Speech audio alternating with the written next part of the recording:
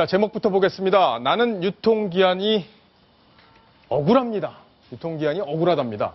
저희가 오늘 음식들을 좀 준비를 했는데, 자, 음식들에는 다 이런, 유제품들, 특히 유제품들은 보면 유통기한이 있죠. 이 유통기한이 있는데 억울한 사정이 있다. 어떤 이야기인지 지금부터 윤정혜 기자와 함께 자세히 알아보겠습니다. 윤 기자. 네. 아니, 이거 유통기한 너무 먹으면 안 되는 거 다 아는 얘기인데, 네. 뭐가 억울하다는 건지 궁금합니다. 실제로 저희가 지금 유통기한이 적혀있는 여러 가지 식품들 좀 준비해 봤는데요. 네. 이 우유 같은 경우엔 유통기한이 6월 16일까지입니다. 네. 좀 지났죠. 그러네요. 네. 만약에 이게 집에 냉장고에 있다 하면 드시겠어요?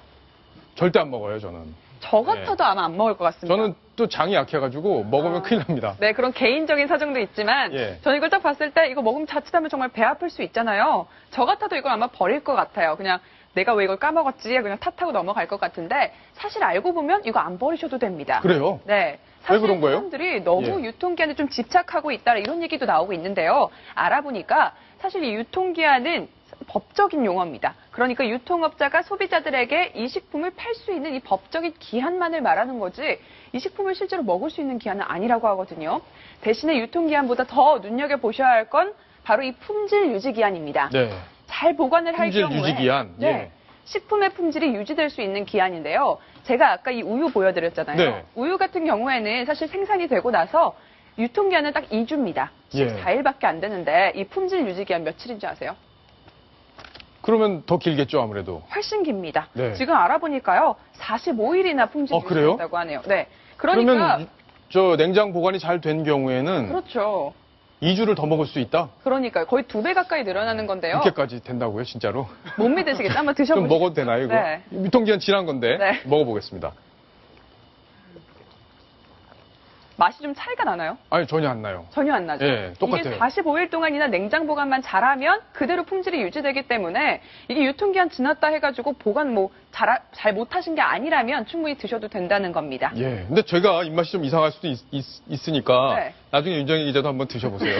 알겠습니다. 네, 혹시- 그리고 저희가 이 품질 유지기한 말씀드렸잖아요. 네. 근데 주변에 이제 마트 같은 데 가서 식품 보시면 이 품질 유지기한을 사실 보기 힘드세요. 제일 흔하게 볼 수 있는 게 유통기한인데요. 이 품질 유지기한은 앞에 저희도 준비했지만 이런 통조림 있잖아요. 네. 이런 통조림이나 잼, 그리고 장류, 젓갈류 이렇게 좀 오랫동안 보관할 수 있는 식품에는 품질 유지기한이 다 적혀 있다고 합니다. 예. 그러니까 이런 건 딱 보셨을 때 이 품질 유지기한이 지나진 않았는지 잘 확인해 보시는 것도 방법일 것 같네요. 그렇군요. 손수호 변호사께 질문을 드려야 될 텐데 이 유통기한이 지난 거는 못 파는 거죠, 일단? 팔면 불법이 되는 거죠? 네, 그렇죠. 이제 식품위생법에 관련 규정이 있는데요. 네. 처음 위반했을 경우에는 이제 그 7일의 그 영업정지 처분이 가능하고 있고요. 또 두 번째 위반하면 15일. 세 번째는 이제 1개월의 영업정지 처분이 가능합니다. 그래서 또 7일이나 15일 영업정지 같은 경우에는 과징금으로 대체해서 돈으로 해결할 수 있지만 세 번째 이상부터는 그렇게도 안 되고 영업정지 처분 받기 때문에 현행 법에 따르면은 이제 그 유통업자들의 경우에 굉장히 엄격한 그런 제한을 받고 있다고 볼 수 있죠. 그러네요. 자, 근데 오늘 보도를 보니까 이 유통기한이 지난 음식, 네. 이게 안 버려도 되는 건데 이거 버리느라고 7천억이 연간 맞습니다. 하늘로 날아간다. 그런데 그게 정말 낭비하고 싶어서 낭비하는 건 아니고요. 다 예. 사정은 있습니다. 사정이 있어요. 네, 왜냐하면 이 식품 제조업체 같은 경우에는요, 이 유통기한에 굉장히 민감합니다. 왜냐하면 자칫 이 식품이 변질됐다 이런 내용이 인터넷이나 SNS에 올라오기만 하면 바로 그 업체는 이제 불량식품 제조업체다 이렇게 낙인이 찍히기 때문인데요. 그래서 유통기한을 보통 좀 짧게 이렇게 설정하는 경우가 있다고 합니다. 이제 식품업계에서는 유통기한 지나면 소비자들이 찝찝해하니까 그 결국 다 유통기한 지나기만 하면 다 폐기를 하는데 그렇게 버려지는 식품들이 한 해에 7천억 원이나 된다고 하네요. 진짜 엄청나네요. 네. 그러니까 먹어도 되는 음식을 버려야 되는 상황이기 때문에 좀 안타까운 그런 건데 그렇습니다. 전문가한테 한번 물어봐야겠죠? 그렇죠. 그죠? 우리가 다 이렇게 얘기한다고 다 믿으실 수가 없잖아요. 네. 유통기한이 지난 음식 언제까지 먹어도 될지 전문가 연결해서 자세한 얘기를 한번 들어보겠습니다. 이학태 녹색식품안전연구원 원장님 전화로 지금 연결이 돼 있습니다. 자, 원장님 안녕하세요. 네, 안녕하세요. 예, 반갑습니다. 네. 자, 지금 저희가 쭉 정리를 시청자분들께 해드렸는데 네네. 이런 제품들 유통기한이 지난 음식 언제까지 먹어도 되는 건지 구체적으로 좀 답변을 주셔야겠습니다. 그 식품의 종류에 따라서 차이가 좀 있습니다. 예.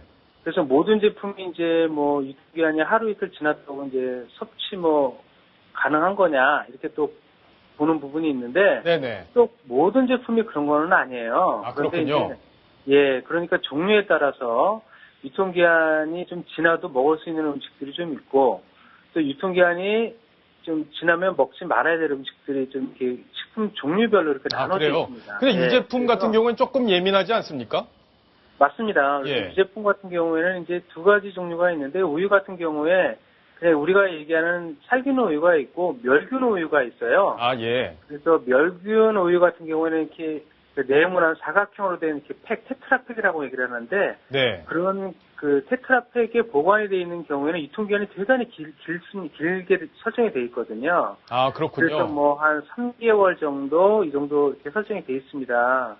그런 제품일 경우에는 뭐 유통기한이 조금 더 지나도 드시는 데는 전혀 문제가 없는 것으로 이렇게 판단이 돼요. 자, 지금 제가 들고 있는 이 우유, 조금 전에 먹었던 이 우유, 유통기한이 하루 지난 건데, 이런 거는 그러면 어느 정도까지 먹어도 되는 건가요?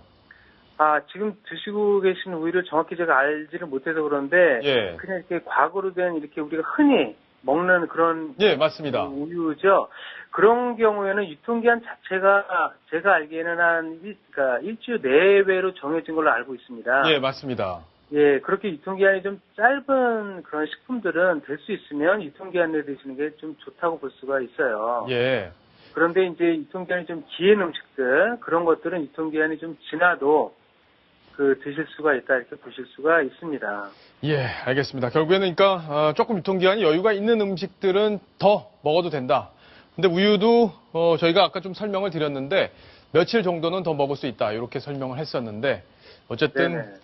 가급적이면 그래도 우유는 유제품이니까 장에 쉽게 그렇습니다. 영향을 줄 수 있으니까 조심을 해야겠다는 생각이 드네요. 자, 네. 감사합니다. 오늘 원장님. 네. 자, 윤정희 기자. 네. 그러면 여러 가지 짚어봐야 될 것들이 또 있어요. 지금 다른 나라들은 어떻게 하고 있는지 이것도 궁금합니다. 그렇죠. 저희가 그래서 미국과 일본, 유럽에는 어떻게 이걸 보관을 하는지, 어떻게 또 적는지 한번 준비해 봤습니다. 예. 우리나라는 보통 유통기한만 적는 게 대부분이지만 사용기한, 또 판매할 수 있는 판매기한뿐만 아니라요, 이 최상의 품질을 유지하는 최상품질 기한 등 아주 다양한 표기법을 쓰고 있다고 합니다. 그러니까 훨씬 더 소비자들이 참고할 수 있는 기준이 더 많은 건데요. 우리나라 같은 경우에는 아쉽게도 대부분 유통기한을 쓰고 있고요. 뭐 장기 보관이 가능한 이런 제품들을 제외하고는 대부분 유통기한이 일반적입니다. 그렇군요. 네. 자, 아깝게 버려지는 음식들 때문에 저희가 오늘 이번 소식을 준비를 했는데 시청자분 질문이 왔는데 보고 가겠습니다. 자, 손소 변호사님께 질문을 드리겠습니다. 네. 편의점에서 아르바이트 할 때 유통기한 지난 식품들 먹곤 했는데 전혀 지장 없었어요.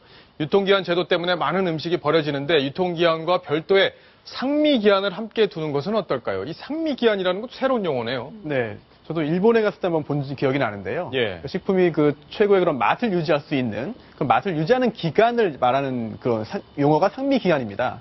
그런데 이제 지금 의견이 굉장히 좋은데요. 상미기간과 유통기한을 함께 표기한다면은 보다 이제 소비자의 선택의 폭이 넓어질 수 있다. 그런 취지로 이해가 되는데, 한 가지 아쉬운 점은, 상미기간이 유통기한보다 보통 짧거든요. 네. 그렇기 때문에 두 가지를 동시에 표기하면은 무조건 상미기간 지나면 맛이 유지 안 되는 거 아니냐라고 해서 오히려 소비가 안 될 가능성도 있기 때문에 이번 경우에는 벌써 오늘 이 방송에만 해도 상미기간, 유통기한, 품질 유지 기간 등도 굉장히 많은 용어가 나왔습니다. 그렇다면 최대한 많은 정보를 표기함으로써 소비자들이 적극적으로 공부를 해서 결국 소비를 할 때 선택을 할 수 있도록 그런 기준을 제공해 주는 것이 어떤가 그런 생각이 듭니다. 예. 그러니까 예를 들어 우유 같은 경우에도 하루나 이틀 정도 지난 거는 뭐 가격을 3분의 1 가격에 판다든지 이런 제도들도 고민을 해볼 수 있겠다는 생각이 네. 듭니다.